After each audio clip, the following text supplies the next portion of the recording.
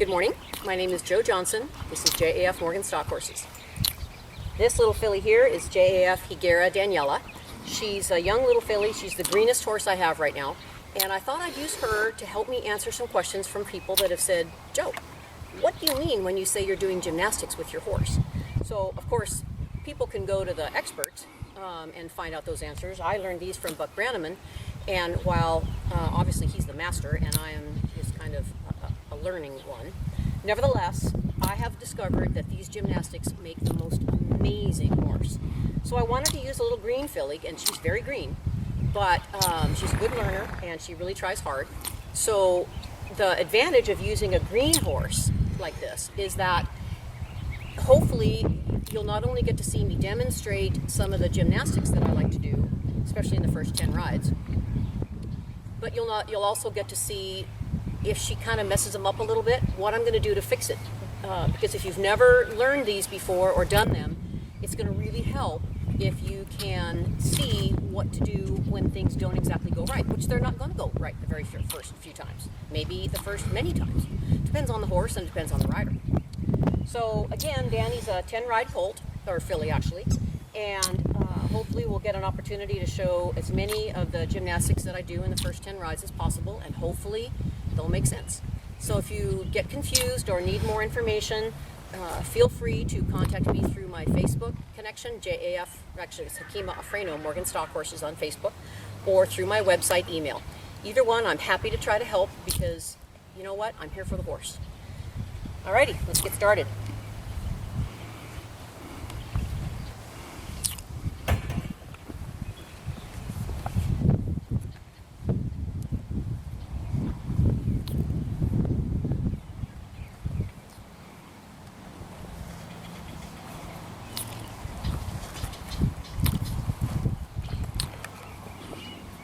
Okay, so the first thing that I do when I get on a horse, and I don't care if this is a bridle horse, I'm still going to do a little bit of flexion. So we'll ask her at first, if nothing else, to just flex her neck. I want her soft. I want her giving. I want her willing. Okay, so that's pretty soft. I'm not going to do any more than that because, why beat a dead horse? No offense. I know that some clinicians like to do that for several minutes. I just, different strokes for different folks. I admire and respect those people. It just isn't something that I necessarily think is going to be something that I should have to do every time. So then I might ask for a little vertical flexion. Like that. Then what I'm going to do is ask for some flexion. And I'm not going to do these in the same order. I might not even do all of them because I find that horses recognize patterns very fast. And bring her all the way around here. What I'm asking here is for the hips. If you do things in the same order every time, you're going to get a horse that expects to do it that way. That's not a good thing. So here I'll back her up just a little bit. Now on a really green horse that's only had like just a few rides, less than 10, you might not want to do this much standing still. You might want to get their feet moving a little bit quicker. But on this horse, she's had 10 rides. I think she's perfectly fine to do that.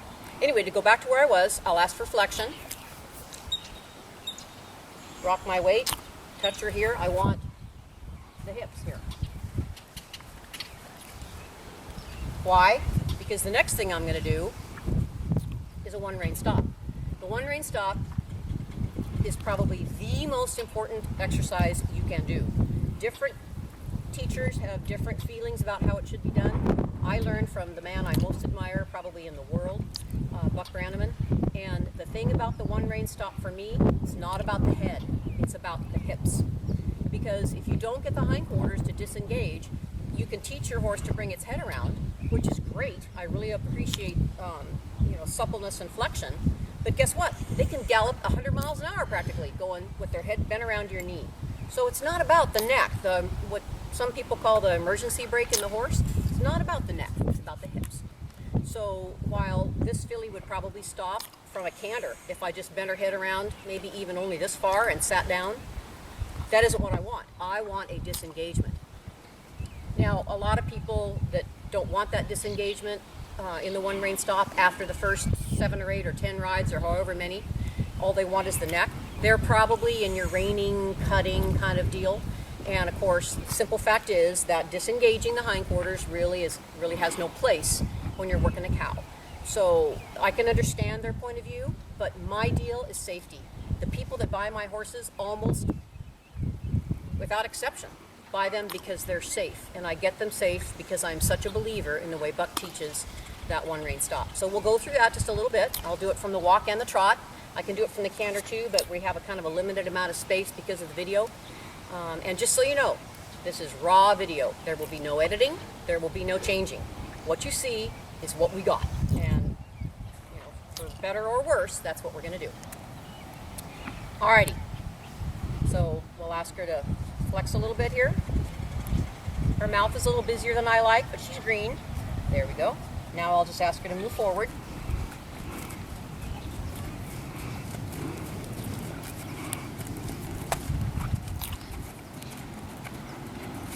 Okay, so for your one rein stop, a couple things. Number one, don't do this.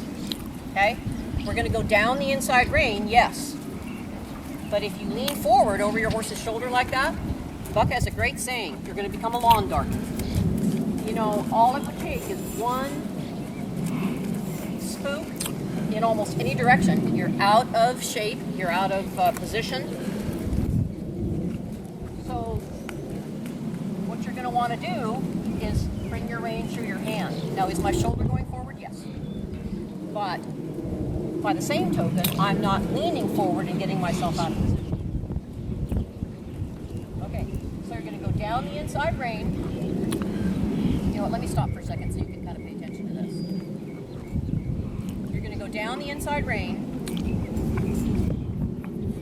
Then, as you bring the head around, you shift your weight to the outside seat bone. I'm going to exaggerate all these cues so that they're a little easier to see. You go, shift your weight to your outside seat bone, bring your leg back just a little bit and touch the hindquarters. Now, I didn't even touch her, but she's pretty sensitive to that already because we've done a few. So, again, you come through, you bring your rein, bring your head horses. As you bring the horse's head around, shift your weight, touch the hindquarters, and once you get a disengagement, then you release your leg, but hold the head until the horse's feet stop and they're soft. Then you release. So after a few thousand of those, actually it takes quite a few less, especially on a horse like this one, they get it, and you don't have to be so careful anymore. So I'll do a couple here from the walk, then I'll do a couple from the trot. Here we go.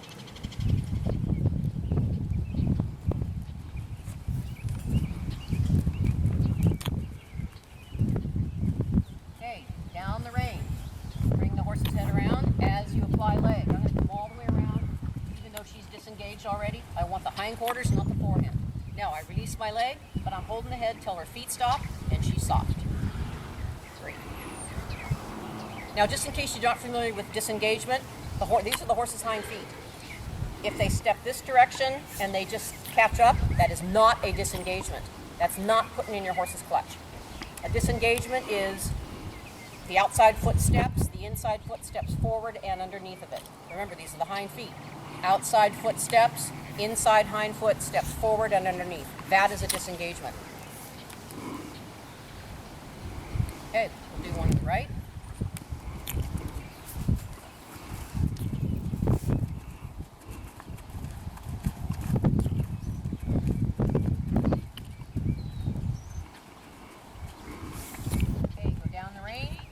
As you bring the horse's head around, you apply leg. Again, I'm going to come all the way around so you can see. I release my leg. I'm holding the head till her feet stop, and she's soft. Okay, there's your one rein stop. This is probably the most important thing that I can think of in riding any horse.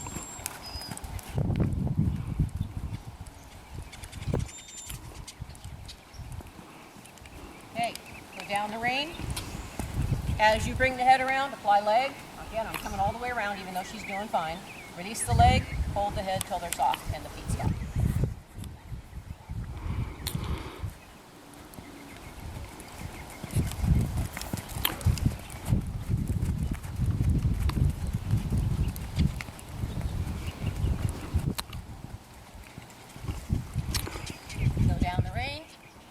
Fly leg as you bring the head around, all the way around. Release the leg, hold the rein till the feet stop, and the head is soft. Okay, so that is, in my opinion, incredibly, incredibly important. So, then another one that people hear me refer to a lot is what I learned as the cow horse turn. So it's kind of a misnomer, simply because the turn itself, for half of it anyway, really has nothing to do with working a cow. Why? Because the first half is a disengagement of the hindquarters. The second half, they rock their weight back onto the hindquarters and pivot on the rear end. That is a cow maneuver, but the disengagement, no. But, you know, there's just no question in my mind that horses can differentiate what you're asking. It's all about body position and weight. So no matter how many times I do this cow horse turn, even with my bridle horses and my hackamore horses, doesn't matter. When they're working the cow, there is no disengagement. They know. It's not that difficult. So the cow horse turn is probably one of the second most important things, and it's a little advanced in the sense that it's not commonly something that a horse does really, really well in the first 10 rides. The issue there is doing it slowly, correctly, have everything right so that you can build on that as you add speed and the horse becomes a little more balanced. But the reason I think it's so important for safety reasons is because if you have a jigging horse, a horse that's throwing its head and foaming and always wanting to be in the front of a group or wanting to head home faster or misbehaving in just about any way, the cow horse turn is an amazing way to redirect that energy so that they stop being reactive and emotional and start thinking and acting. So why? It's not just the fact that you're moving their feet. You can do a lot of things to move their feet, but the cow horse turn is my personal favorite because it requires a rebalancing of weight. Therefore, it's more athletic. It requires more energy and more effort on the horse's part. So what we're going to do, the first half of the cow horse turn is the disengagement, just like you're doing a one-rein stop. Then the second half, rock their weight back onto the hindquarters and sweep the forehand. So this is where, if you think about it, when the horse is disengaging, where is their weight? It's on the forehand. It has to be, because in order to move the hindquarters, their weight has to be on the front, okay? In order to move the forehand, the weight must be on the rear. Okay, just try it yourself. Get down on your hands and knees and try it. I would, except I'm sure my videographer wouldn't appreciate that much of a break. When I go to people's ranches and farms and barns and stuff and do workshops, that's one of the things I have everybody do because they really get it. It just makes sense. Okay, so the cow horse turn.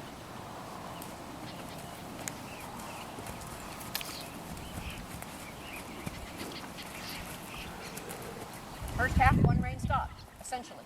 Go down your rein, disengage. Okay, now rock the weight back and sweep the forehand.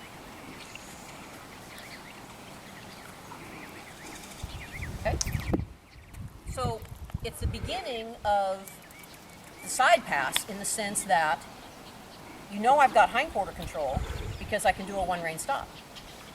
Then you work on sweeping the forehand out of the cow horse turn, redirecting that energy. Now you've got shoulder control. All you need is hindquarter control, shoulder control, and you can open any gate in the world. So it's important, I think, to get both. Now, this little filly, before I continue on with the cow horse turn, I'm just going to show you one of the things that I do once I get that hindquarter disengagement working for me. Watch my feet. Because I'm going to ask her to pivot on the forehand, but I'm going to see if I can get it done without any reins, okay? So I'm just going to rock my weight to the side. Again, I'm going to exaggerate here. Rock my weight to the side and just touch her. Now this is, 10 rides. Actually, she had this at 6. Okay, watch my feet. Rock your weight.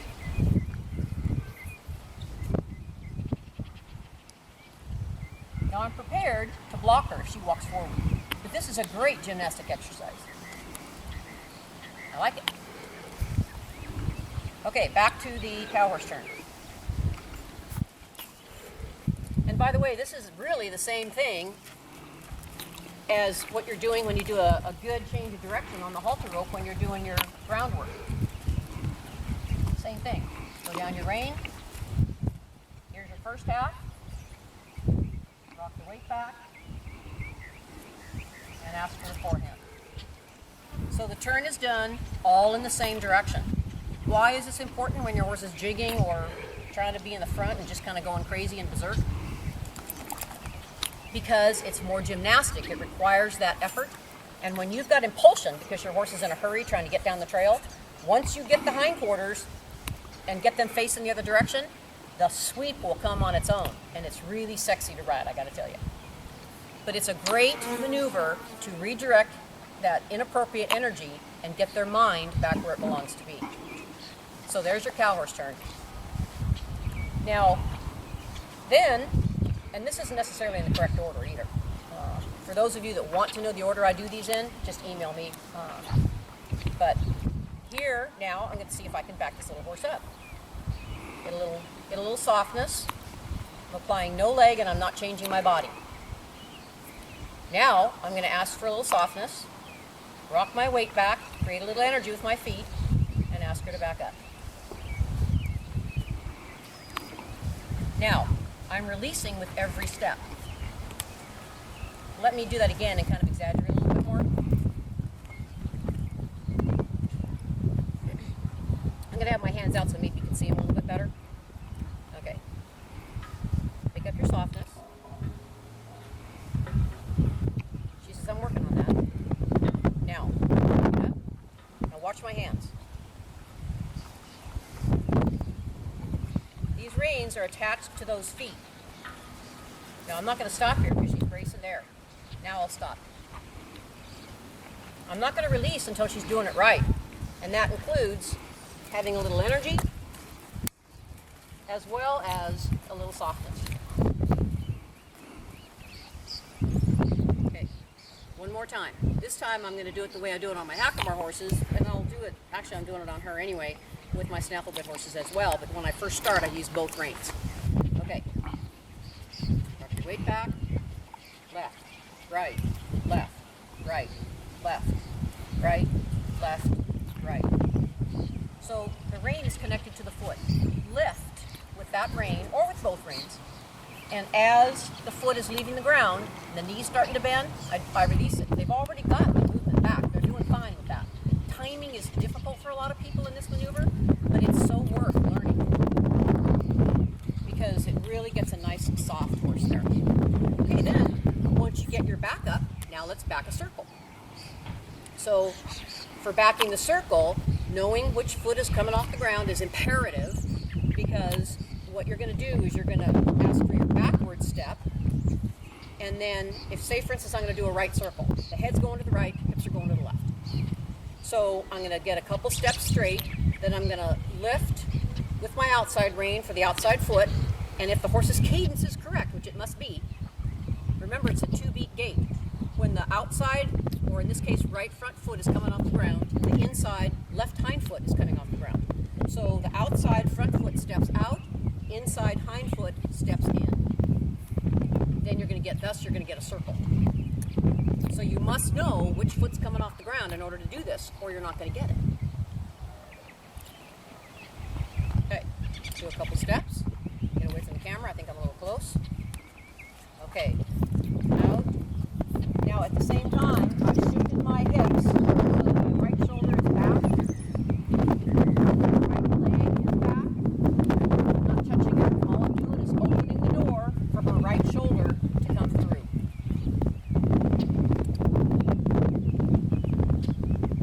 Okay, now we'll do one to the left.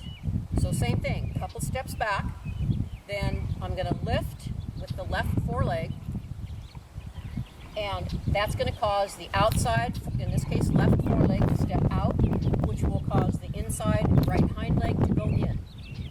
But in addition, I've got to help her along by turning in the saddle so that she can feel my hips change. When I'm first teaching this, I look clear over my shoulder so that it's really obvious to them.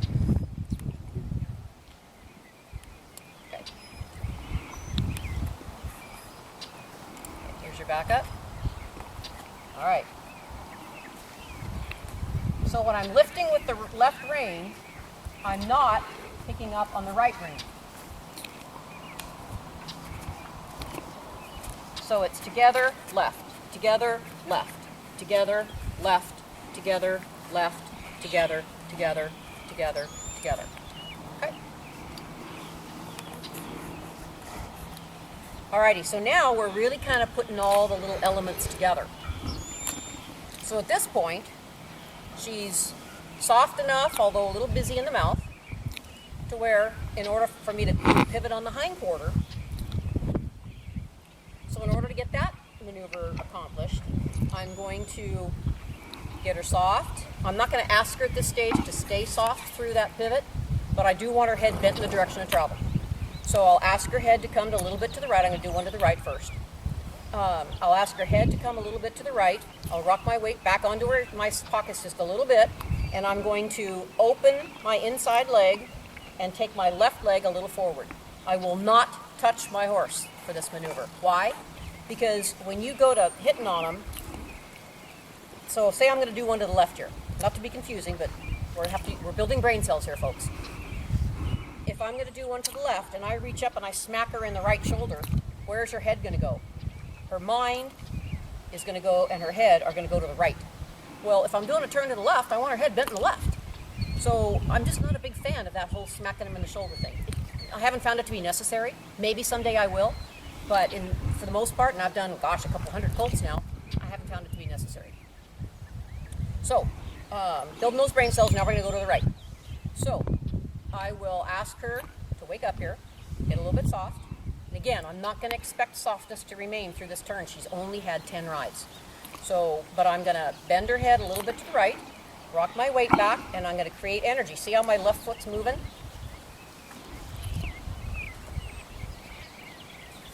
And watch my right hand. Left, left, left. That's why she's so soft. That's why she's not bracing and she's not fighting a bit, because I'm releasing every step. That's her way of knowing she's on the right track. So we'll do it again. This time we'll go to the left. Okay, get a little bit of softness. Bend her head a little bit to the left. Now I'm going to create that energy with my right foot. There, there, there, there. When I say there, I'm releasing. Here I'll exaggerate a little bit. So it's pretty hard to get, for me anyway. You know, I'm kind of a newbie at this, relatively speaking, and I got a couple hundred more years to go to get to be as good as Buck. But for 10 rides, I'm really happy with this filly. So I think she's we call her Danny the Wonder Horse here. But really, there's no reason that we all can't get that in the first 10 rides if you just study the mechanics. You cannot go wrong going to some Buck Brannaman clinics. He'll teach this in his colt classes, his foundation horsemanship classes, and his horsemanship 1 classes. It's really good stuff. Alrighty, so let's see. We've done the pivot on the fore, pivot on the hind, backing circles, flexion, one rein stop, cow horse turn. Let me just do a couple things here to show how I teach these. Okay, let me go back up a little bit. I'm going to show how I teach these horses to stop. So I am not about a reining stop and dropping a set of 11s on the ground. For me, it's beautiful to watch, and it's really cool when it's done. It's nothing to do with the cow, because any more than spinning does. You know, I enjoy riding a nice spin too. It's very sexy, looks really cool, and it's really fun, but it has nothing to do with working a cow. So in real life, those are beautiful things, but they have no place in actual riding of a horse that But I do want a horse to stop well. I don't want it falling on its forehand. I don't want it, carrying on and fighting my bit. I want it to stop on its hind quarters so that another 30 rides down the road, I'm going to be doing full ass, pardon the expression, rollbacks so that I can work a cow. So think of it this way. If your horse spins, you're going to miss the cow. You'll be out there spinning, the cow's going out the next county. Your neighbors, your rancher friends aren't going to appreciate that. And if you're working a cow along the fence and you ask your horse to stop because you're going to turn transferring a cow, and he puts down a set of 11s that go 9 feet, cow's gone. So you want your horse to stop, but it's got to be in frame. It's got to be athletic enough so that you can then shift the weight and get him going the other direction. So that starts here. So when I'm first riding these colts, first time I put them in a snaffle bed, I ride them twice in the halter because that's what I learned, and it works really, really well for me. But the third ride is in a snaffle bed. So in that first ride, I'll do the same thing I do in the halter, lots of one rein stops, walk, trot, canter, one rein stops, over and over and over, get them moving forward, and then once I've got that, they're ready for the snaffle bed. So I put the snaffle on, and I do the same thing, walk, trot, canter, always one rein stops, no stopping with two hands. Then I just take a little bit of time, and I just sit there, let them relax, and just work on getting a soft feel. Once they get a little bit of a soft feel, then I can just rock their weight back. And after they've got that, I'm ready to start two rein stops in the snaffle bed. So what I do is I'll be riding them along, just at the walk at first, obviously, and I'll ask them to kind of pick up a little bit and be a little soft, and then I just rock my weight back onto the pockets and just hold, just like that, until they stop. Then I release. After a few times they got that, then I will do the same thing, only I'll hold, get the soft feel, hold, rock my weight back. Oops, she thinks I want her to back up. And as soon as they stop, I release to tell them, great job. Then I rock my weight back again and rock them back. And after that, I rock them back just about every time. And I don't know, it's a pretty cool deal. Works, I would say, relatively well. So we'll do a couple on this filly and see what happens.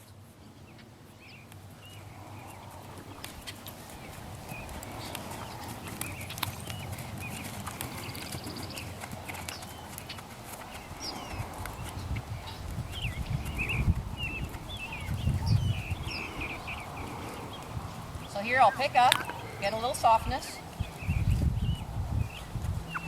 then I'll rock back, and then I release. She gets to sit there for a few seconds. Then I'll pick up my soft feel again. Now I wouldn't do this on the first 3 or 4 rides. I wouldn't ask him to go forward yet with the soft feel.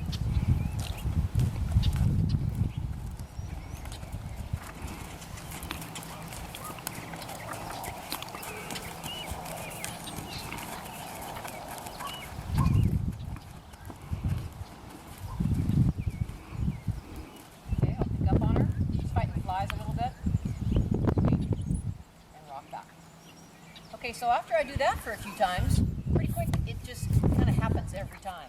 Now you have to be a little bit careful because they'll start anticipating, and when I'm asking for the soft feel, especially this happens at the trot and canter, which I haven't cantered her and picked up a soft feel yet. I will in the next 4 or 5 rides, but right now it's just walk and trot.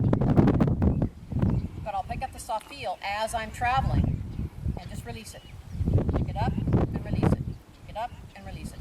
So you have to be careful because they will anticipate, and even though you've not rocked your weight back, they'll go, oh, I'm supposed to stop. So if that happens, I just say, no, that wasn't the right answer, let's keep trying. And, you know, you just don't want to take it personal, you don't want to get angry. It's not about them automatically or deliberately making a mistake, they're just misunderstanding, that's all.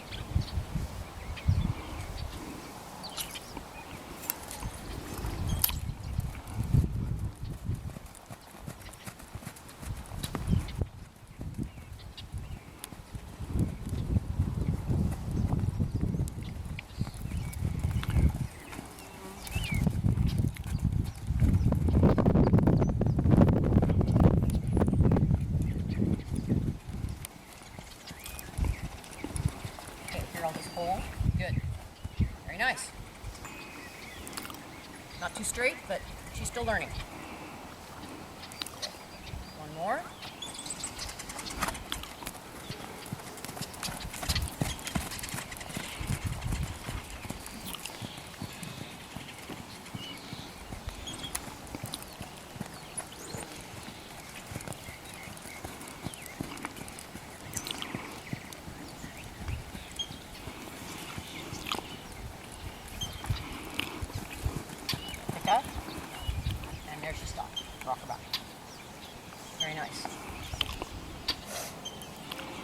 So one more thing that I really think is important when you're riding these young horses, or actually restarting a horse that's bracy and difficult and has all kinds of issues, and that is doing serpentines.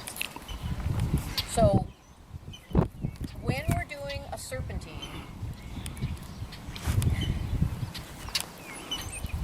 two major things really come into play here.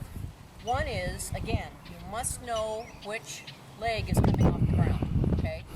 And I start this with my very first ride, even in the halter. Now, in the halter, I only have one rein because I just flip it around from side to side so that I don't get tempted to accidentally grab both reins and get my whole claustrophobic and bothered. So even in the halter, I'll ask him to go forward at the walk, and I'll lift, release with each foot. And I'll do that with this filly, and I'll exaggerate it so hopefully it'll make sense. So that's what part one of the serpentine is, lifting and releasing with the inside rein. Whichever leg direction you're going, lift and release with that leg. Then the other part is moving your legs, your feet. So it's actually pretty minimal. It's not a big thing, but it's very similar to what you're doing when you're backing circles. Your feet are, say, for instance, here in your stirrups. So if you're going to be taking your horse in a circle to the right, you're going to take your inside leg back, similar to what you're going to do with a one-rein stop, only not apply leg. All you do is bring the leg back. What you're doing is opening the door for that shoulder to go to the right. Then your outside leg comes forward. You're not touching the shoulder, and it's only going about really this far. You're not touching the shoulder, you're not kicking them or bumping them or anything like that. All you're doing is opening the door for the hips to go to the left, okay? So it's like driving a wheelbarrow, like this. It's the same thing, but it's incredible how quickly the horses pick up on that. Pretty soon, you can just ride them with your reins, and just ride them like this. See how my leg's moving? So it's an amazing thing, and boy, I'm telling you, you really get some serious power steering. And then you combine that with this lift and release thing. They are so soft. You can't imagine. Even this filly, she's just light as a feather. It's just awesome. And why? Because of what I've learned from last, frankly.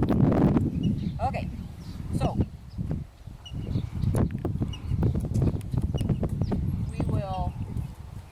let me come around to the left a little bit so you can see a little better. Okay, so my outside leg is forward, my inside leg is back. Now, lift and release. Lift, lift, lift, lift, lift, lift, lift. Okay, now we're going to go to the right. Get away from the camera a little bit. Okay, my inside leg is back, my outside leg is forward. Lift, lift, lift. See how sensitive she is to that? Lift, lift, lift, lift. You're right. Lift, lift, lift, lift, lift, lift. Now the hardest part that I've seen people in my workshops have trouble with is releasing fast enough. So it's sort of like backing. If you don't stay in cadence with the horse's feet, then you've lost it all, and you just have to start all over again. The horse gets confused, bracy, and difficult. Now, if you've noticed, and I'm sure you have, I don't pick up and hold steady for a backup. I just don't think that you get as pretty a product as you do if you lift, release, lift, release, lift, release. And of course, it's not a big thing. Number one, the horse doesn't need that. They're much more sensitive than we humans give them credit for, I think, in a lot of cases. But number two, if you lift real high, you can't drop it fast enough unless you're darn good. So it really only takes, just watch my bottom fingers. It only takes this. It isn't much. So try it and just see how you like it and how it goes for you. Turn around here. Okay, so I don't have notes, and I don't have a dry erase board to cheat sheet, and I don't have one of the, Obama teleprompters. But I'm hoping that I've covered enough that it'll at least give you a start and give you some ideas on things to play with your horse. I can't tell you how grateful I am to have had the benefit of working with some of the most amazing trainers in the world. I owe everything that I have today to them, and really, you need to go see them. I really have learned so much from Buck Branneman, Brian Newbert, Dave Ferry, Annette Van Tyker. There's quite a few others. Those are my 4 favorite. But you know what? There's a lot of darn good trainers out there. And for the horse, it's worth the money and it's worth the time. It's an investment, but you'll be so happy. Alrighty, any questions? Email, call, catch me on Facebook. I'm not always either on email or Facebook. I'm usually out here, but I do try to catch up with all that stuff every couple, 3 days. Thank you very much for your time, and I just have to tell you, Wendy, you are getting one of the best horses I've ever ridden. Congratulations. Thank you very much.